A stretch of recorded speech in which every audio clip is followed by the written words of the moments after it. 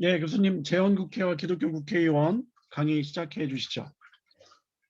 예, 그러면 제가 아까도 말씀드렸지만 제가 이거를 잘 준비를 해서 PPT를 만들어야 됐는데 그렇게는 못했습니다. 그래서 양해를 구하고요. 이 논문은 이제 박명수 교수님하고 그 연구 프로젝트를 맡고 나서 이제 제가 제일 먼저 했던 거는 이제 독립 촉성회, 그 독립 촉성회가 대한민국 건국에 어떤 역할을 했나 하는 거를 연구를 했고, 그 다음에는 이제 두 번째로 한번 이제 했던 게 바로 이제 오늘 이 쓴 논문입니다. 그래서 결과적으로 볼 때 재헌국회가 만들어져서 헌법을 만들고, 그리고 이제 8월 15일 날 대한민국이 건국이 되는데, 그 재헌국회에 과연 기독교 국회의원들은 몇 분 정도나 참석을 했고, 이제 그분들이 어떤 역할을 했을까 하는 게 좀 궁금해서 이 논문을 작성하게 되어졌습니다. 그래서 이제 그때 제가 한번 논문을 쓰면서 보니까 해방 후에 이제 기독교 건국 그 운동에 대해서 이제 기독교인들이 만들었던 정치 조직을 연구했던 몇 개의 논문이 있었습니다. 그러니까 이제 한신대에 계시는 연규홍 교수님이 썼던 것이 해방 전국과 기독교 건국 운동이라고 하는 제목인데, 실제로 거기서 이제 그 기독교 건국 운동을 했다라고 한 사람들은 누군가 하니까 기독교 남부 대회. 그러니까 이것이 이제 우리가 아시는 대로 38선이 막혀서 북한의 이제 대표들은 내려오지 못하니까 남쪽 사람들만 모인다. 그래서 이제 남쪽하고 전체가 다 모이면 총회일 텐데 총회가 못 되니까 기독교 남부대회. 사실은 이거는 일본이 바로 7월 달에 1945년 7월 달에 대한민국의 모든 교회들을 강제로 그 통합해서 만들었던 이제 그 단일 조직이 됐던 것이죠. 그래서 이제 이 조직을 유지시킬 것이냐 아니면은 교단 환원할 것인가 하는데, 이게 나중에 결국 환원이 됩니다만, 이제 요 남부 대회가 그 당시 이제 바로 이승만, 김구, 김규식 요 세 분을 후원을 해서 일단 어떻게 독립은 참 나라를 세울까 하고 바로 이 기독교 남부 대회가 만들었던 이제 기독교 신민회라고 하는 조직이 무슨 활동을 했나 하는 걸 이제 그분이 분석을 했습니다. 그 다음에 이제 김흥수 교수님이 2009년도에 이제 해방 전국과 기독교 건국 운동 해서, 여기는 이제 주로 이제 기독교 우파는 이제 신탁 통치 반대 운동을 했고, 좌우 합작과 남부 협상론을 따르는 중간파. 이제 이게 따지면은 김구를 중심으로 한 분들의 흐름. 그다음에 기독교 좌파의 신탁 통치 지지. 이게 따지면 김창준이라고 하는 분을 중심으로 해가지고 이제 기독교 국가의 실험을 논의했고, 김건정 교수가 2012년도에 이제 해방 후에 바로 기독교 세력의 동향과 국가 건설 했는데, 여기도 기본적으로는 그렇게 우파, 중간파, 좌파 이렇게 나누어서 했는데, 이제 김건정 교수의 가장 그 중요한 주장 중에 한 가지는 한국의 기독교가, 제가 바로 밑에서 얘기를 합니다만, 교회가 정치에 참여하지 않았고 늘 교회 밖에, 이제 교회가 피해를 입지 않도록 교회 밖에 조직을 만들어서 정치 활동을 하면서 이 건국운동에 참여했다 하는 것을 주장을 하고 있습니다. 그래서 이제 이런 논문들은 지금까지 기독교의 좌파, 우파, 중간파로 나누어서 이제 기독교 조직들을 한번 분석을 해 본 것이고, 또 이제 최근에는 이제 여러 교수님들이 그 해방 정국에서 중요한 역할을 했던 이제 개인들에 관해서 논문을 쓰셨습니다. 박명수 교수님이 여기서 한 번쯤은 특강을 했을 것 같은데, 한경직 목사님이나 이제 조만식 선생님 이런 분들이 해방 정국에서 건국에 어떤 역할을 했는지. 근데 좀 뭐 흥미로운 건 이 고지수라는 분인데, 이분이 굉장히 보수적인 교회 출신이에요. 근데 보수적인 교회 출신인데 오히려 지난번에 한번 저도 만나봤는데, 서중석 박사 밑에가 공부해가지고는 오히려 김재준을 좌파나 이제 약간 그쪽에 지지하는 이제 그런 논문을 썼더라고요. 고지수라는 사람이 이제 김재준에 대해 썼고, 유대영이라는 분이 함태영에 대해서, 허동원은 바로 이제 이갑성, 예, 김창준에 대해서 아마 김창준이 그 좌파 쪽으로 갔기 때문에 관심의 대상이 돼서 그런지 가장 논문이 많이 있습니다. 그래서 이제 이런 분들에 대한 논문들이 많이 있는데, 그래서 이제 제가 아까처럼 해본 것은, 그러면 이제 재헌국회에서 기독교인들은 어떤 역할을 했을까? 이제 기독교 조직들 개인의 역할에서 제가 생각해보고 싶었던 것은, 그러면은 기독교인들이 재헌국회에서 어느 정도 역할을 했을까? 여기서 이제 제가 그 당시 이제 문제의식을 가졌던 건, 재헌국회 의원을 분석하신 분이 강인철이라고 하는 분이에요. 이 강인철이라고 하는 분이 뭐라고 말했는가 하니까, 기독교 국회의원들을 이제 44명으로 파악을 하고 하는 얘기가, 전체 국회의원들이 차지하는 비율은 21%인데 그 당시 기독교인들은 0.5%밖에 안 된다. 근데 0.5%가 국민의 21%를 대표해서 너무 기독교인들이 과대표하고 있다. 그러니까 기독교인들이 이제 이렇게 과대표하고 있다 하는 주장을 하고 있었고, 또 이영록이라고 하는 분이 이제 기독교인들이 헌법 제정 과정에서 했던 활동을 분석을 했는데, 요 분은 또 이제 기독교인 숫자가 38명이라고 또 분석을 해놨어요. 근데 그 당시 선거 당시에 기독교 신문에서는 또 이제 기독교인 숫자가 한 50명 정도라고 이제 또 보도를 하고 있습니다.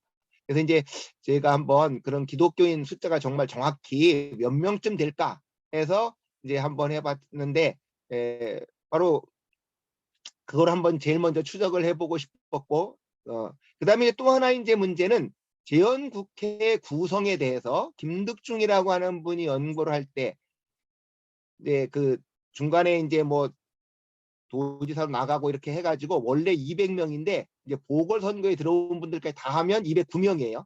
그 209명의 재헌 의원들 가운데 독립운동을 한 사람은 35%밖에 안 된다. 16.6%밖에 안 되고, 그래서 대한민국 재헌국회는 정통성이 별로 없다. 그리고 행정관료나 사법계, 금융조합, 수리조합 이런 거에서 일제 식민지에 봉사한 사람이 오히려 55명으로 제일 많고, 그다음에 교육계 활동한 사람 48명, 언론종사자 28명 해서 이 김득중이라고 하는 분이 하여튼간 독립운동한 사람들은 이렇게 적어서 정통성이 없다, 이런 주장을 했습니다. 근데 이제 서희경이라고 하는 분이 그 다음에, 이 분은 그 재헌국회 의원들 가운데서 식민 통치에 협력한 사람들은 한 55명 내지는 한 59명 정도로 분석을 하고, 이제 그거를 4개의 영역으로 분류를 했어요. 그래서 이제 일상적 협력형, 소극적 저항형, 적극적 저항형, 적극적 협력형.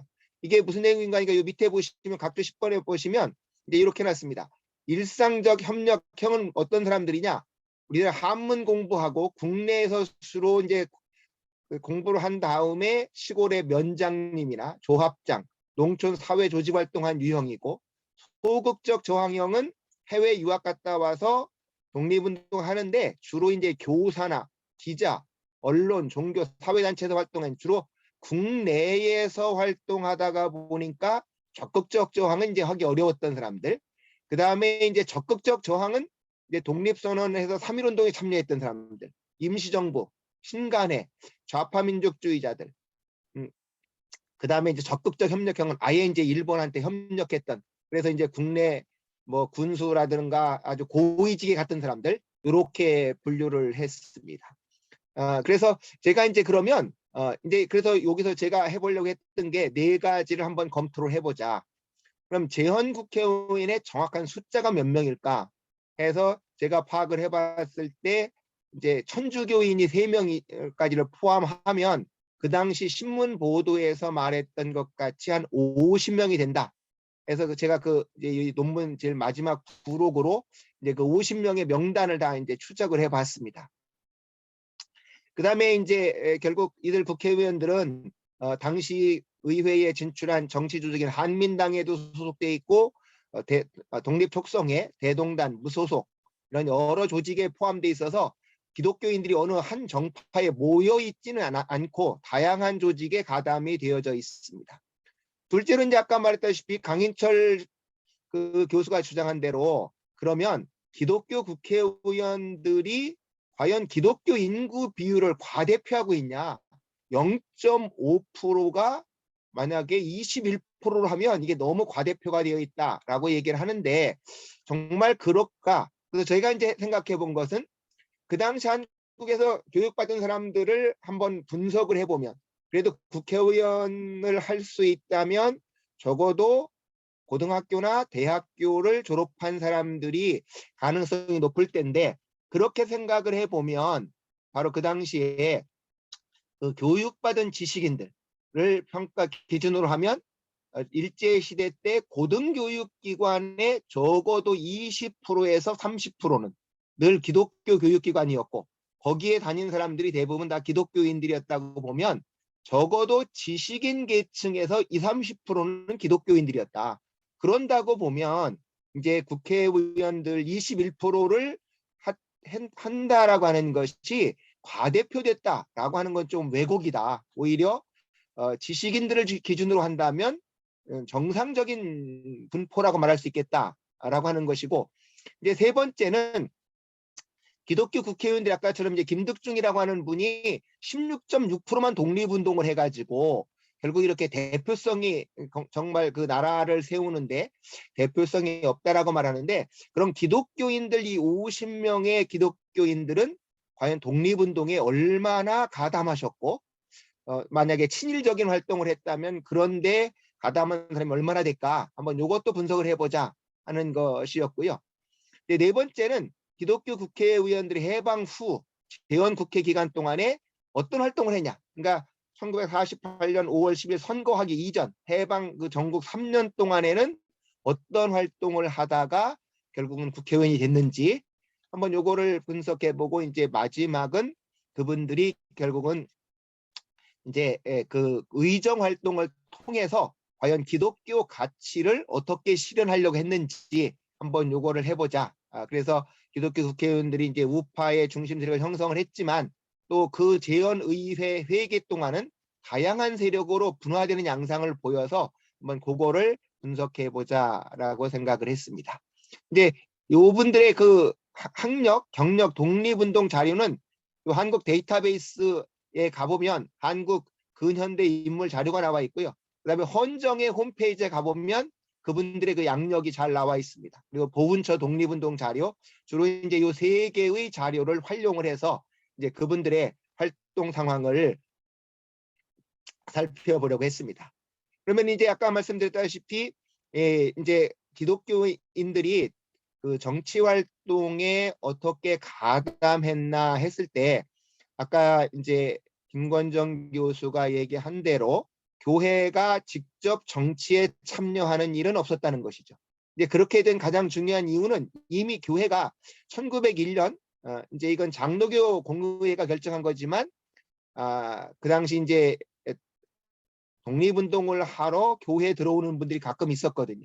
그러다 보니까 잘못하면 이 국가하고 충돌해서 교회가 피해를 입을까 하는 염려에서 그때부터 일단 교회 안에서는 정치를 논하지 마라. 그러니까 교회는 일단 신앙생활하는 곳이다. 그래서 정교 분리를 강조했고 기독교 지도자들도 이제 그런 영향과 함께 정치 행위를 하다가 교회가 피해를 입을까 봐서 그래서 아까처럼 교회 밖에 조직을 만들어 갖고 민족운동이나 교육활동을 했다. 그래서 해방공관에서도 이분들이 기독교 지도자들이 교회를 배경으로 활동하는 것이 아니라 교회 밖에서 다양한 정치 조직을 만들어서 정치 활동을 하면서 이제 가장 핵심은 기독교 정신에 기초한 자유민주국가를 건설하고자 했다 하는 것이죠.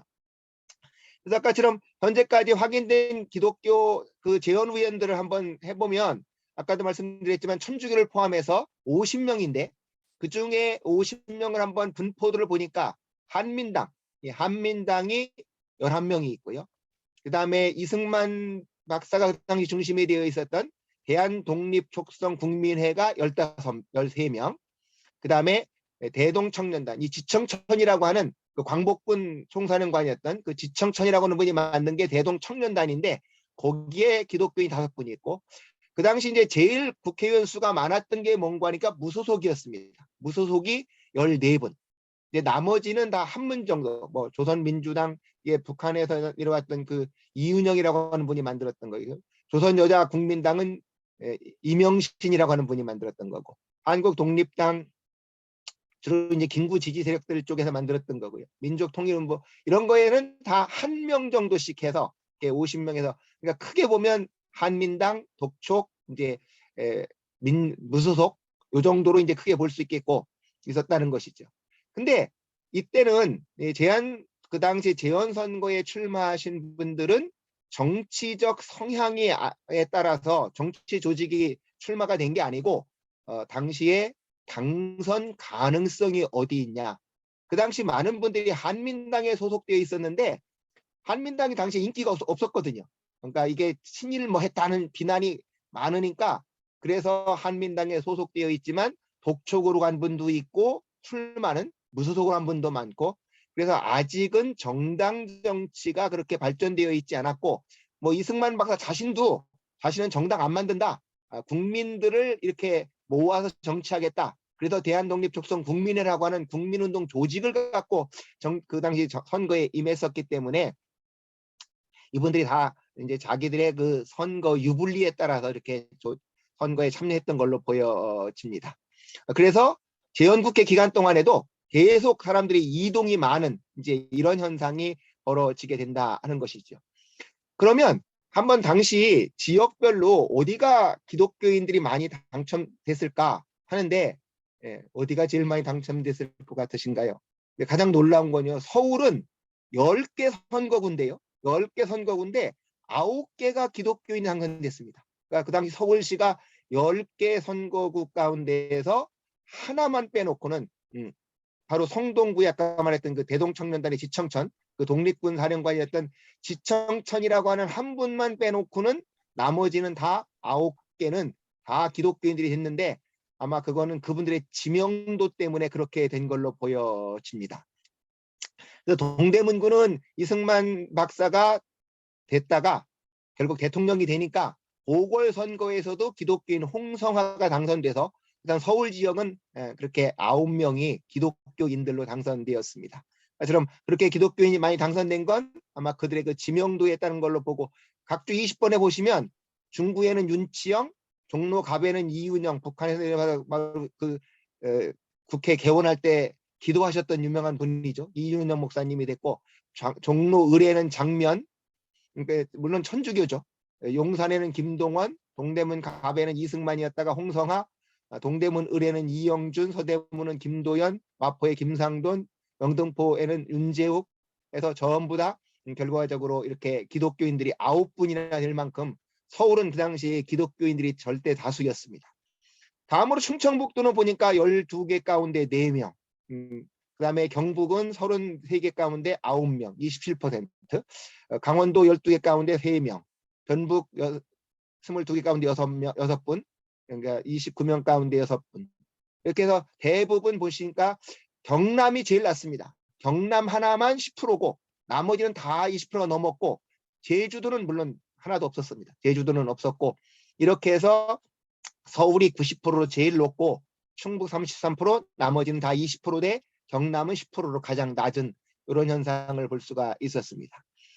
그러면 아까 이제 제가 두 번째로 말씀드렸던 대로 과연 기독교 국회의원들이 0.5%가 아까처럼 너무 과도하게 21%를 차지한 게 과대표를 하고 있냐라고 하는 것인데, 이제 제가 아까 말씀드린 대로 이건 일제 강점기 고등교육기관 가운데 기독교 교육기관이 적어도 20%에서 30%를 차지하고 있기 때문에, 결국 이런 고등교육을 받은 사람의 기준으로 보면 기독교인들이 21%라고 하는 건 오히려 과대표가 아니라 적정 비율이라고 말할 수가 있겠다라고 하는 것입니다.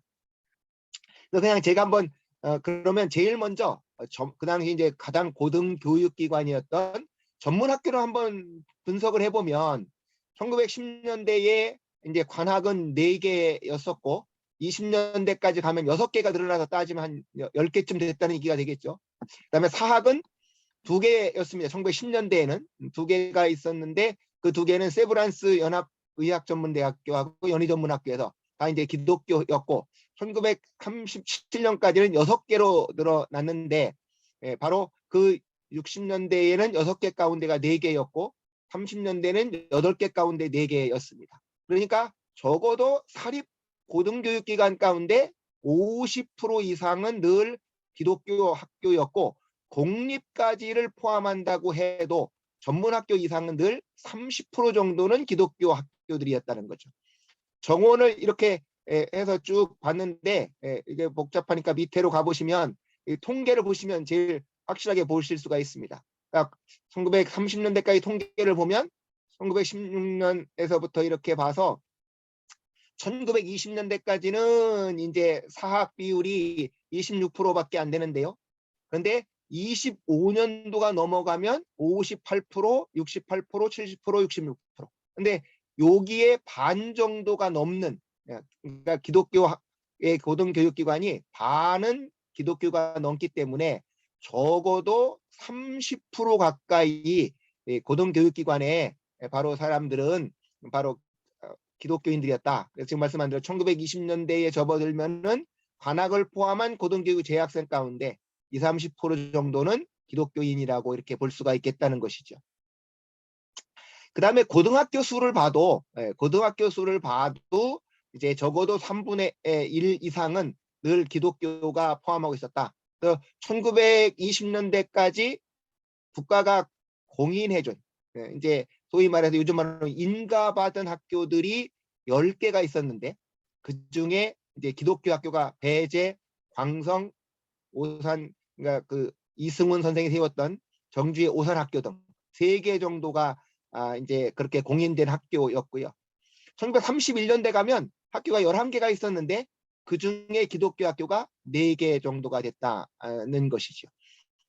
그러니까 이런 식으로 해서 결과적으로 봤을 때 1930년대까지 해도 바로 각자 40번 해보시면 전체 비율에 적어도 28% 고등학교도 28%고 이제 여자 학교들도 봤을 때 10개의 사립학교가 있었는데 그중에 6개가 기독교 미션 스쿨이었다.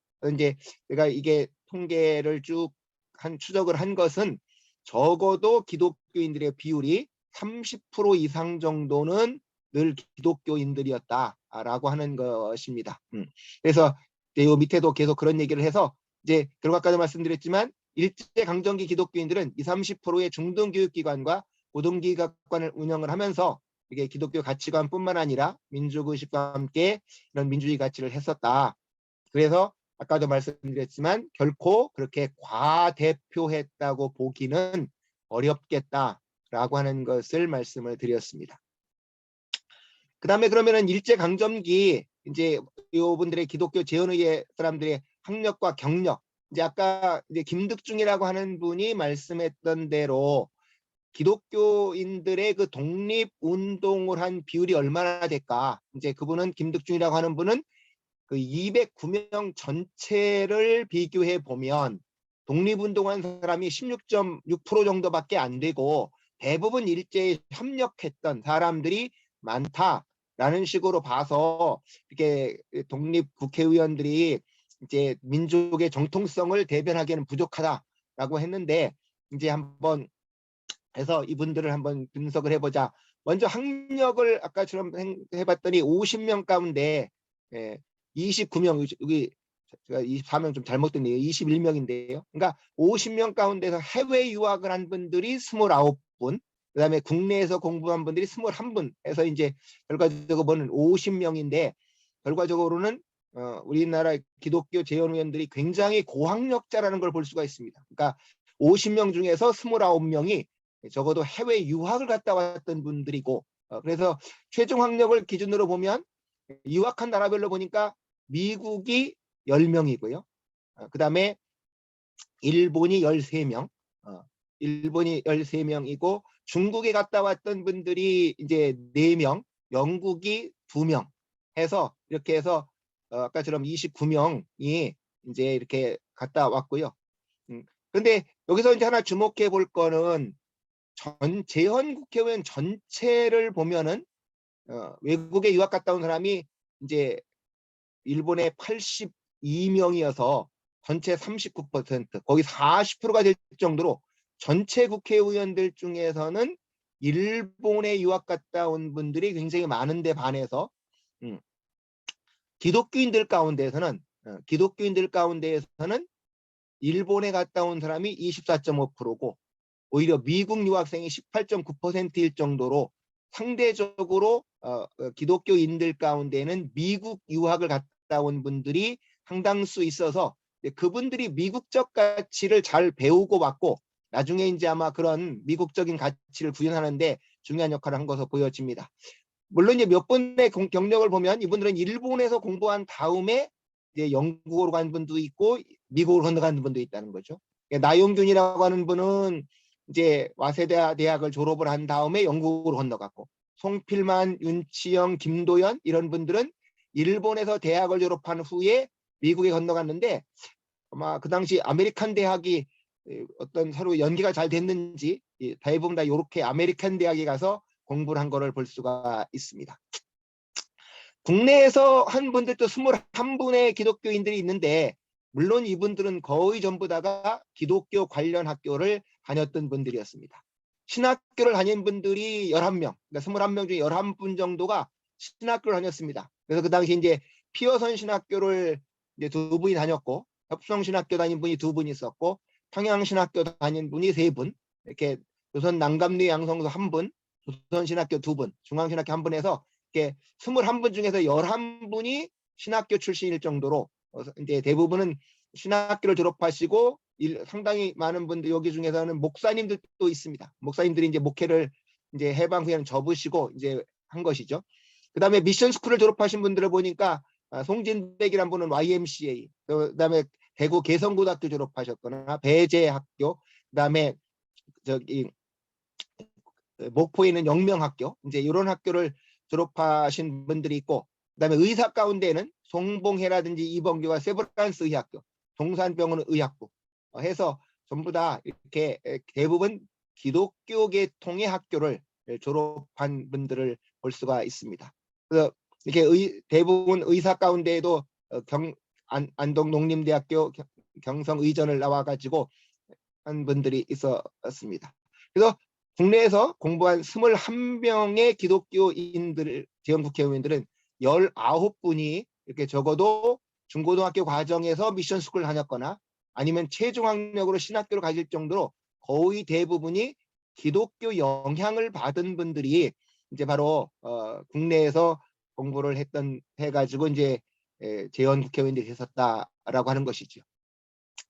다음은 결과적으로 일제 강점기 독립운동을 얼마나 했냐. 아까 말씀한 대로 이제 김득중이라고 하는 분은 이렇게 독립운동한 사람은 33명으로 15.9%밖에 안 된다. 이렇게 말을 했는데 기독교인들 가운데 해보면 그리고 이제 요 김득중이라고 하시는 분이 그러면은 기독교인들은 몇 명이나 있냐? 이분은 사실은 8명밖에 없다라고 얘기를 했어요. 거기 보시면 이제 이렇게 연병우라는 분, 이범교, 이승만, 장기영 등 4명, 이게 조선 공산당에 참여한 김약수 1명, 조선어학계 김도연, 신현모 등 8명이라고만 했는데 이렇게 보면 독립운동의 범위를 너무나 작게 3.1운동 참여자나 일제 말에 결과 참 이렇게 보면 3.1운동에 참여자나 일제 신사참배 반대자들도 다 배제시키는 결과가 와서 너무나 그건 좁은 결과다.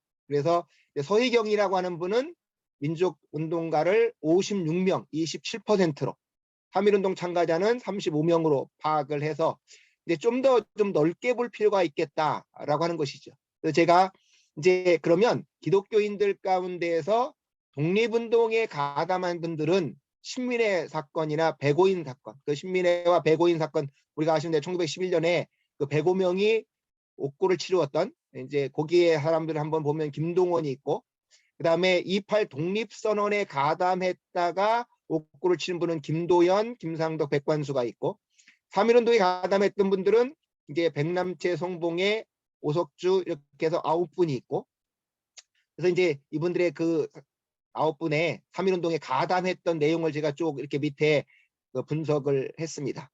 이렇게 해가지고 결과적으로 이분들이 이렇게 9분이 참석을 했다라고 하는 것이죠.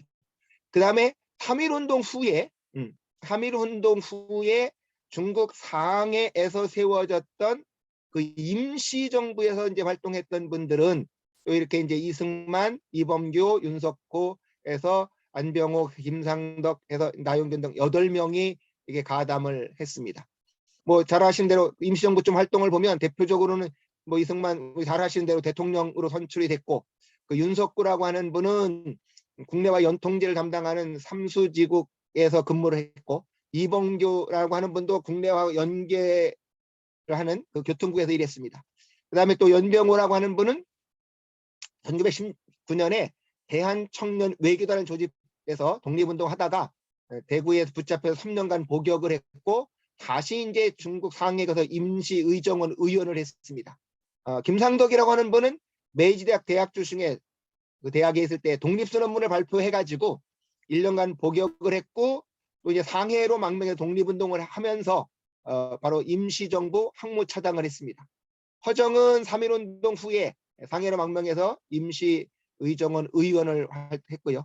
그 다음에 장기영이라고 하는 분도 시베리아에 가서 군사위원회 활동을 하다가 이제 미국으로 건너가게 되어져서 이승만 박사하고 이제 워싱턴에서 그 구미위원회 위원으로 활동을 했고, 마지막에는 OSS까지 참여를 했습니다. 나용균이라고 하는 분도 28 독립선언을 한 다음에 바로 임시의정원 위원을 지냈고, 만주 독립군에서 활동했던 사람들은 장기영, 김상도, 윤성구 이런 분들이 있다. 그다음에 구미 독립에서 구미에 가서 이제 이승만 박사를 도왔던 그 대표적인 분들은 허정이나 윤치영, 장기영, 임영신, 송필만 이런 분들이 있습니다. 그다음에 이제 신간에 가담했던 사람은 홍성에서 활동했던 이 손지학이라고 하는 분인데, 바로 그 신간의 지회장을 했었고, 조선공산당에까지 들어가서 이제 김학수라고 하는 분도 있고요. 그다음에 김도연이라고 하는 분들도 있었습니다. 그러니까 이런 분들은 한때는 공산당에까지 가담해서 뭐 이제 우리가 아시는 대로, 그러니까 일제 시대 때 이제 아직 공산당이 정확히 뭔지 잘 파악이 안 되는 속에서 아마 이런 활동을 했던데 가담했던 분들도 있었습니다. 그다음에 아마 일제 신사참배 반대하다가 감옥에 갔던 대표적인 사람은 순천에서 황두연하고 목포의 이남교 목사, 그다음에 조선어학회 사건으로 투옥됐던 분은 김도연이나 신현모 같은 분들. 이제 최근에 그 민족문제연구소에서 이 기독교 독립운동가 가운데에서 이제 친일론쟁이 벌어진 분이 3분이 있어요. 김동원, 윤치영, 장면. 이제 이런 분들이 여기 각주 64번에 보시면 이분들의 이런 친일 행적 때문에 이제 논란이 많이 빚어졌습니다. 그래서 하여튼 기독교 재헌 국회의원들 50명이 있는데, 위에서 지금 분석해 본 대로 적어도 48%인 이제 24명이 기독교 독립운동을 해서 전체 국회의원들이 아까처럼 뭐 16%, 17%였던 거에 비하면 훨씬 더 높은 수준으로 기독교인들이 독립운동에 가담했던 분들이 많다라고 하는 걸 알 수가 있고, 그만큼 이건 기독교가 적어도 일제시대 때 민족주의 사상과 독립 사상을 심어준 증거로 볼 수 있지 않겠나 하는 생각을 해보았습니다. 그러면 이제 이분들이 그러면 일제 강점기 활동 상황을 좀 보면, 이제 아까 서희경이 말했던 대로 그 일상적인 그 50분 전체를 한번 분석해 보면 일상적 협력형이 있다고 말을 했고요. 그다음에 이제 소극적인 저항형이 있고 적극적 저항형이 있다고 했는데, 그러면 기독교인들은 그렇게 적극적으로 이제 협력한 4가지 부류로 나눠 보면 결국 일상적 협력형은 4명 정도를 볼 수가 있겠다. 그러니까 이들 가운데서 이제 그 4명 정도가 있었는데, 이제 황호연이라는 사람, 이성학, 그러니까 황호연이는 이분은 요즘 말로 말하면 이제 고등고시에 패스한 거죠. 독학을 해갖고 보통 문관 시험을 합격을 해서 이제 지방 서기를 했고, 이제 연사무소 근무했다든지, 이렇게 정우일이라는 사람은 금융기관에 근무를 했고, 그다음에 김문기라고 하는 분도 은행에서 근무를 해서, 그러니까 그렇게 기독교 국회의원들 가운데에서는 이렇게 테크노트라트, 이게 공무원이나 이게 금융기관에서 일하는 사람은 4명 정도가 있습니다. 그래서 이제 그 사람들 쭉 뭘 했는지 한번 분석을 해봤고요. 그다음에 두 번째로 일제강점기에 기독교인들이 가장 많이 활동한 분야는 어디인고 하니까 교육 분야였습니다. 그러니까 아까 말대로 소극적 저항형, 그 서희경이 분석을 했을 때 이제 두 번째에 해당하는 곳이라고 볼 수가 있겠죠. 두 번째 해당하는 곳이 바로 이제 그 소극적으로 저항을 하면서 이제 바로 교육 활동이나 이제 여러 가지 그런 조직을 통해서 사람들에게 민족 의식을 심어준 그런 건데, 여기에 26분이 활동을 해서 이제 이분들이 여러 가지 그 미션 스쿨 같은 데에서 활동을 했었다라고 하는 것이죠.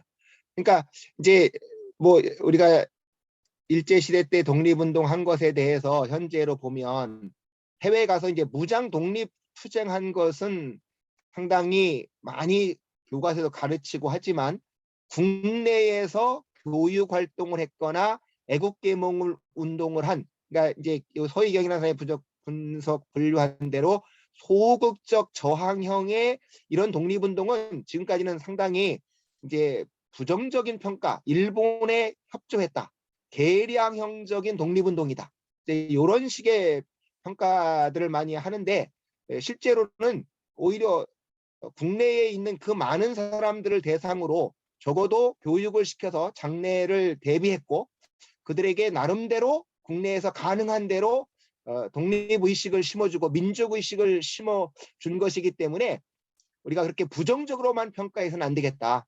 그래서 박명수 선생님하고 저희가 늘 하는 게, 그래서 이러한 교육활동은 일제의 통제를 받는 가운데에서도 조선의 젊은이들을 기독교 신앙을 바탕으로 민족적 인재로 기르려고 하는 실력 양성 운동의 일환이었고, 그래서 아까처럼 서희경이라는 사람도 최소한도 이거는 소극적 저항 운동이라고 하는 긍정적 평가를 해야 되겠다라고 하는 것이죠. 그래서 바로 일제 통제가 이루어졌기 때문에 일정 부분 체제 협력의 역할을 할 수밖에 없다는 거죠. 뭐 일본이 통치하고 있는 나라 안에서 살 수밖에 없으니까. 그렇지만 이런 행위를 치는 행위라기보다는 문명 개화와 함께 그들에게 독립 정신을 심어주는 성격을 갖고 있었다. 그래서 이들은 바로 이 26번 대부분이 기독교 계통의 학교에서 자신들이 교육을 받았고, 그리고 나중에 교사를 할 때도 대부분은 그 기독교 계통에서 교사를 하거나 학교 교장 선생님을 하는 이제 이런 역할을 했었다라고 하는 것이죠. 이 김동원이라고 하는 분은 뭐 평양에서 그 YMCA 활동을 하면서 조만식하고 가장 열심히 활동을 했던 분일 텐데, 이분이 바로 평양에서 이렇게 숭덕학교나 숭실, 대성학교 이렇게 교사를 하고 1921년 이후에는 이제 그 정창 고무 공장을 운영을 했습니다. 백남채라고 하는 뭐 대구 협성학교를 졸업한 다음에 북경 유학을 하고 와서 바로 그 대구의 개성학교에 교사 교감을 거쳐가지고 또 자기 나름대로 희도 보통학교를 세워서 교장 선생님도 하면서 또 조선유업 주식회사도 운영을 했다 하는 것이죠. 그러니까 이래서 밑에 이제 쭉 제가 이분들을 활동한 건 이분들이 그렇게 공부를 하고 와서 이렇게 연희전문학교 교수님도 하고 그래서 이렇게 공부한 거를 쭉 분석을 해 보았습니다. 그래서 이거를 뭐 다 읽는 게 너무 이제 지루하니까요. 그래서 제가 이제 이분들이 26분이 활동한 거를 쭉 해서 이제 여기 마지막으로 이렇게 이제 그러면 이 26분의 경력을 한번 종합을 해보면 전문학교하고 대학교에서 이제 교숙하신 분이 5분이 있다. 이제 홍성하는 보성전문학교에서 가르쳤고, 송필만은 연희전문학교에서, 그다음에 김도연도 연희전문학교, 이영준 세브란스 의전, 그다음에 이훈구는 남경 금능대학과 평양술길전문학교 교수를 해서 대학에서 교수하신 분들이 5분이 있었고, 그 다음에 이제 초등학교 선생님을 하신 분들이 9분이 있고, 그리고 이제 교장 선생님을 했던 분들을 보니까 주기용, 이성학, 장면, 관계에서 5분이 있습니다. 그 다음에 이제 학교를 설립하신 분들이 이제 원용하는 여주 영흥학교, 계진학교.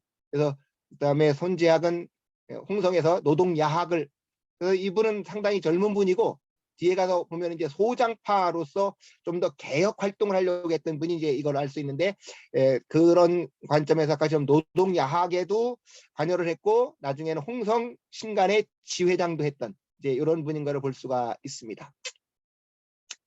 나머지 교육 분야 이외에 14분이 활동을 했는데 이런 분들은 다양한 이제 경력을 갖고 있어서 이 손재학은 아까처럼 홍성에서 여러 가지 사회단체 조직을 활동하기도 했고 백과에서는 동아일보 사장님도 했고 그 윤석구라고 하는 분은 이 군산에서 또 한약방 운영하기도 했고 또 이렇게 사장님을 하신 분도 있고 이렇게 여러 가지 활동을 해서 활동을 한 거를 볼 수가 있습니다. 그래서 이제 여기서 보신 대로 재원 국회의원들 가운데에서 보면은 이제 이렇게 소극적 저항형, 적극적 저항형, 적극적 협력형 볼 때 일상형은 아까 말한 대로 네분이었고 대부분은 소극적 저항형이었고 적극적 저항형은 24분. 아까 제일 위에서 독립운동했던 분들 이렇게 따져 볼 때 기독교인들 가운데에서는 적극적 협력형은 거의 없고 일상형 협력자도 한 4분 정도밖에 없고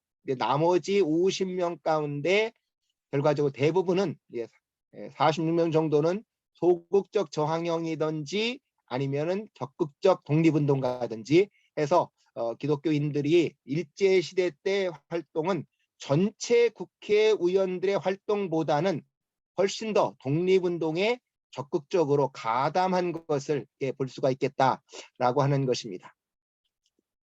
그 다음에는 이제 그러면 이분들이 해방 후에는 아까처럼 1945년에 해방이 돼서 1948년 이제 그 재원 국회의원 선거할 때까지 그 3년간은 그럼 과연 뭐를 했냐라고 하는 것이죠. 그래서 이분들이 해방 후에 정치 조직에 참여한 걸 보니까 가장 4가지로 해볼 수 있겠습니다. 우파에 보통 했겠지만 건준에 참여하신 분, 민주의원, 그다음에 입법의원. 이 민주의원이라고 하는 것은 1945년도에 바로 그 대표 이 이승만 박사하고 김구 선생님이 같이 모여서 합쳐서 만들었던 그 대표 조직에서 만들었던 게 바로 이제 밑에 좀 더 보겠습니다. 그리고 입법의원, 미군정 참여로 볼 수가 있겠다.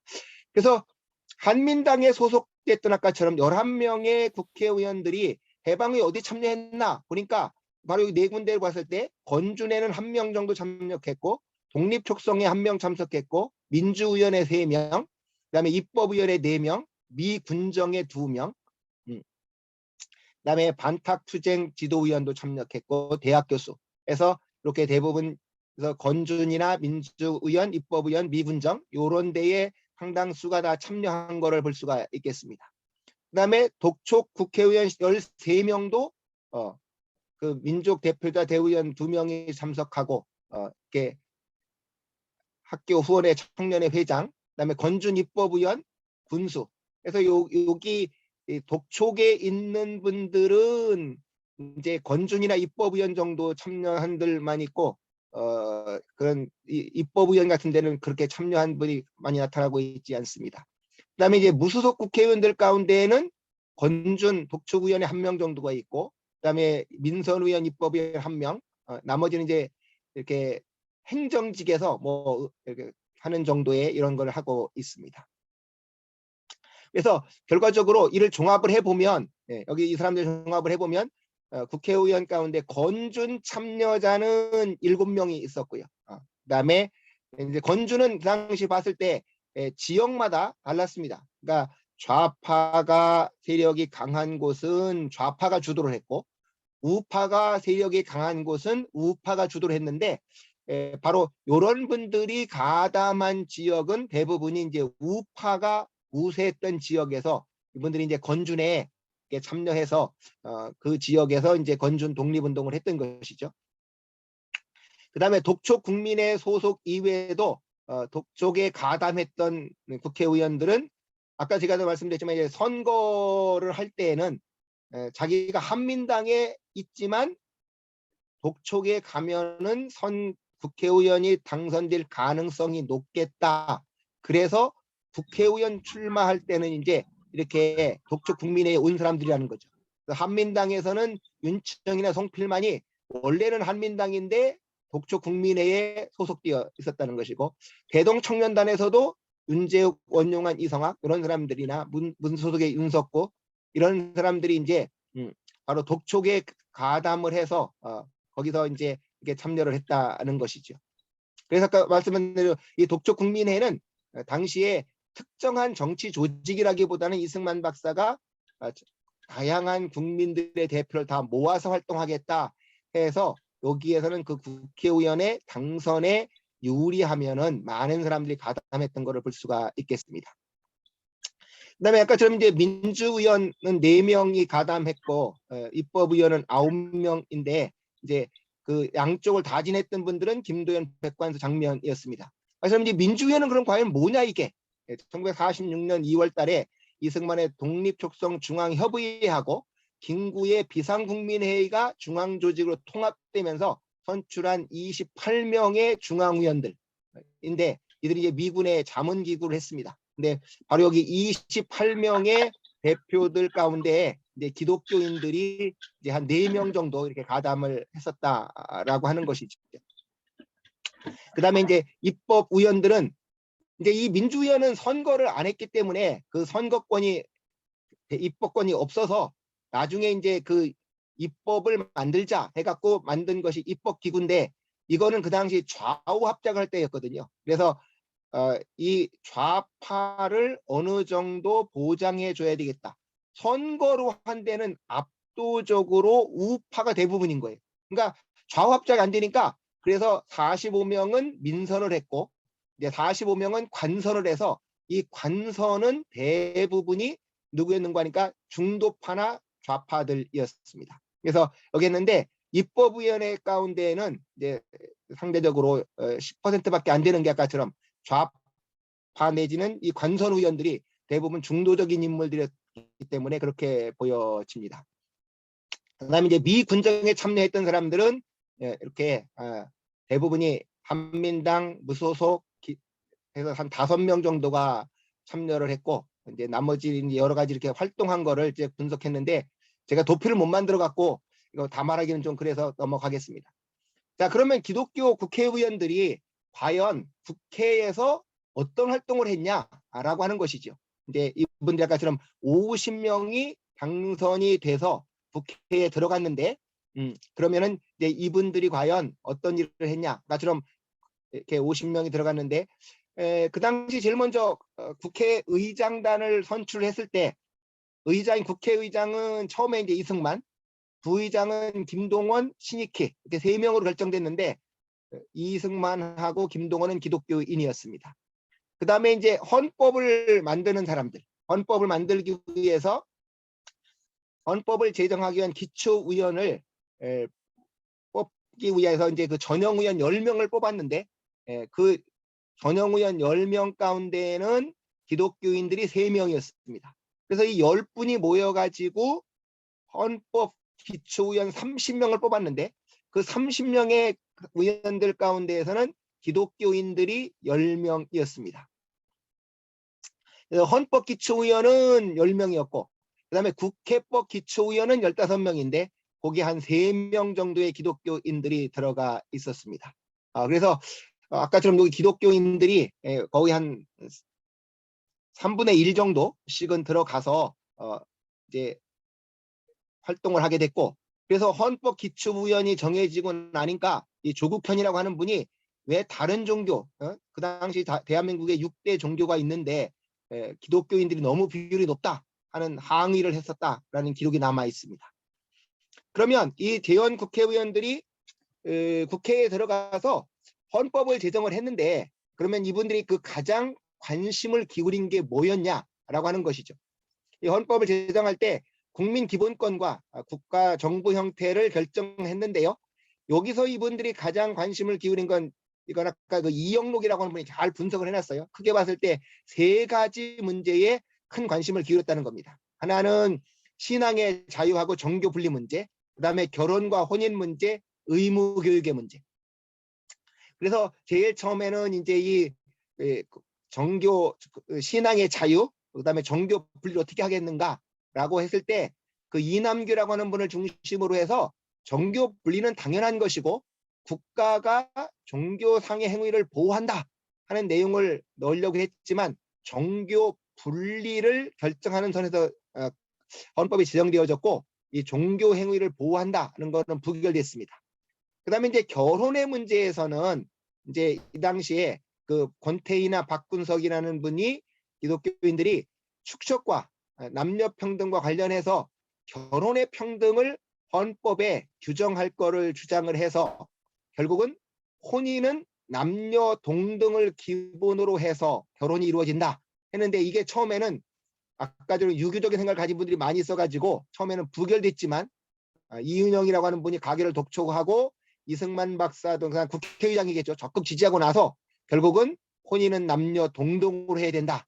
우리가 기독교가 늘 그 남녀 평등을 주장했는데 이제 그게 완전히 여기서 이게 통과가 되어졌습니다.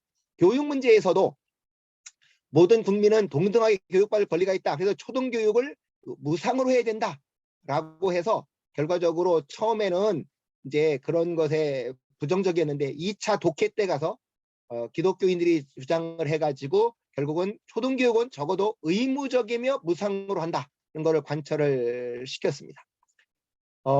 그 다음에 이제 개원이 되고 난 다음에는 사실은 아까도 말했지만 이 국회의원 이동이 너무 복잡해서 제가 이것도 사실은 잘 도표로 만들어 했어야 되는데 그렇게 못해가지고 일단은 국회가 개원되고 나니까 한민당이 있고요.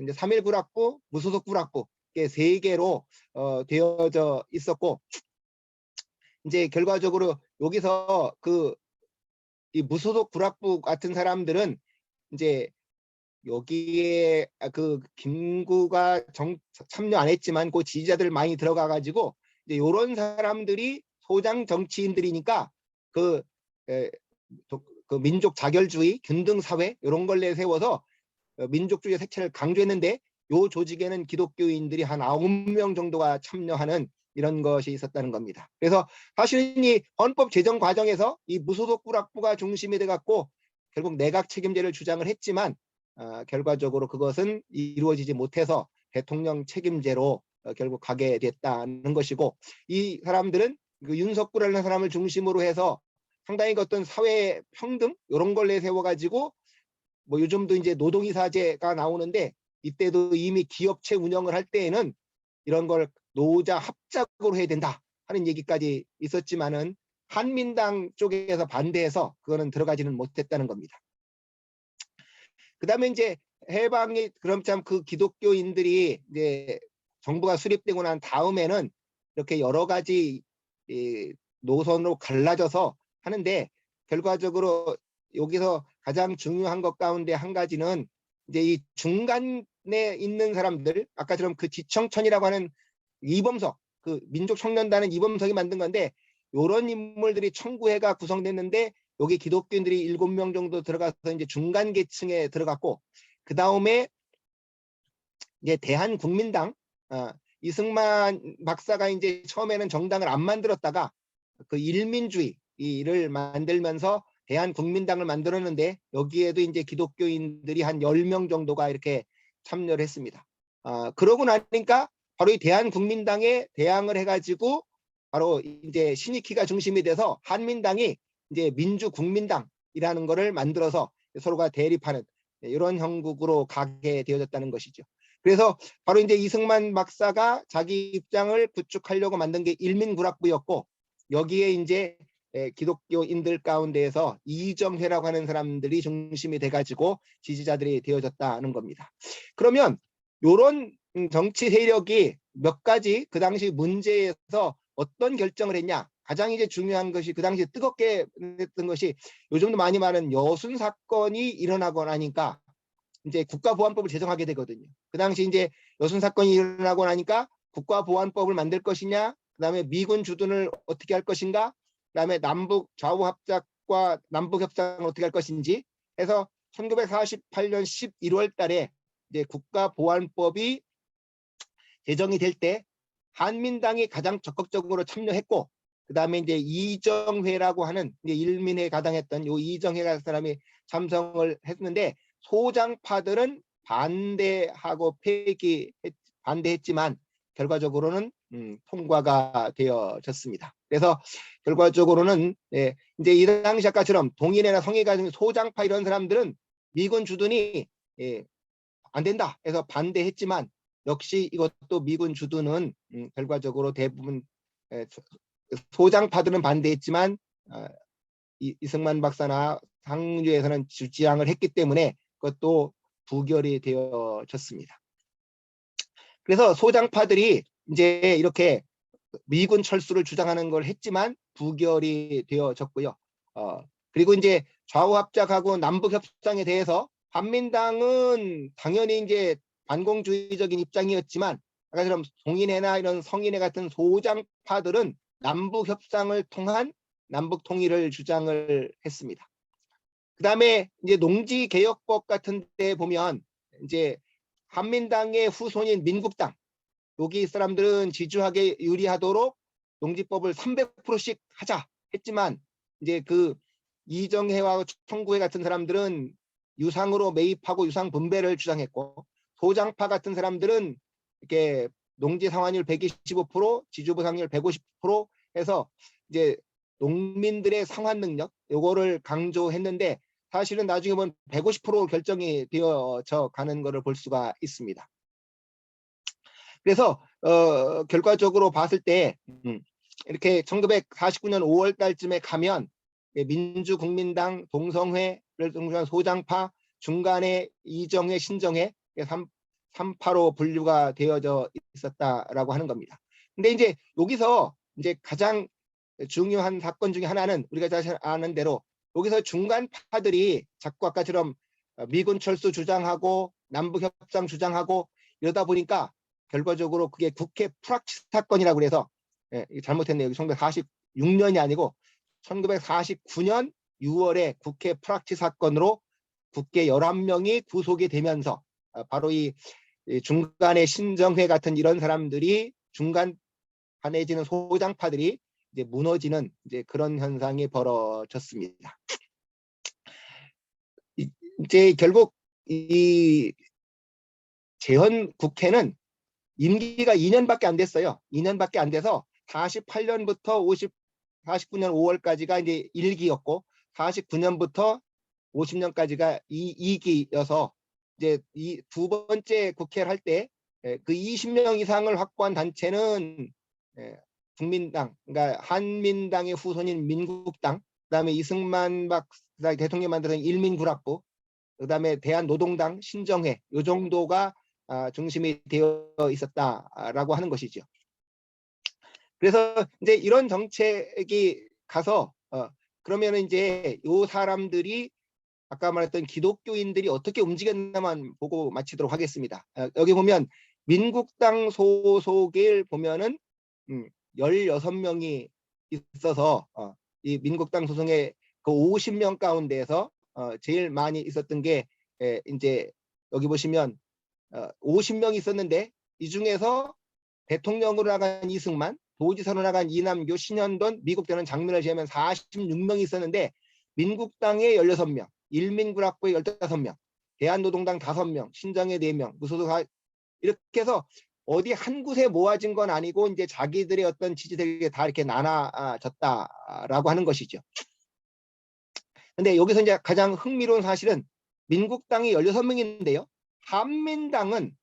한민당 사람들은 거의 움직이지 않았다는 겁니다. 한민당 소속에서 이런 10명이 있었는데 이 사람들 가운데에서 한민당 소속 인사 가운데는 윤치영 한 명만 이승만 지지의 일민구락부로 옮겨갔고 다른 사람들은 민국당에 소속이 되어 있어서 그래도 기독교인들 가운데 가장 정체성이 확실했던 사람들로 보여집니다.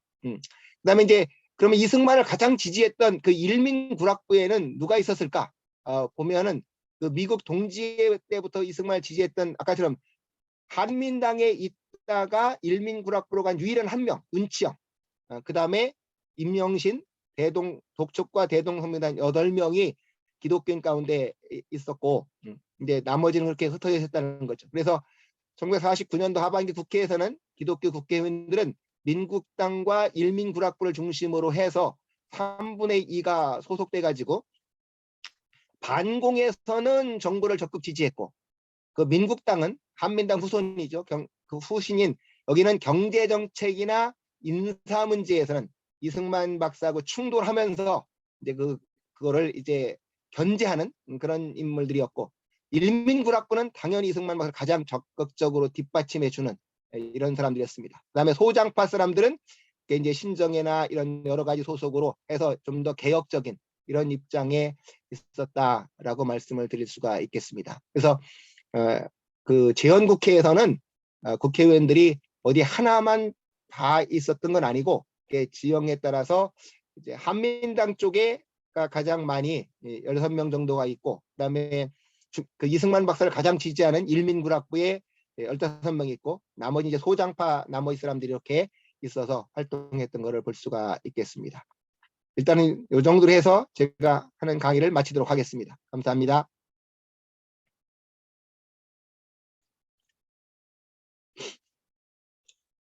감사합니다. 박수하겠습니다. 네, 감사합니다. 네.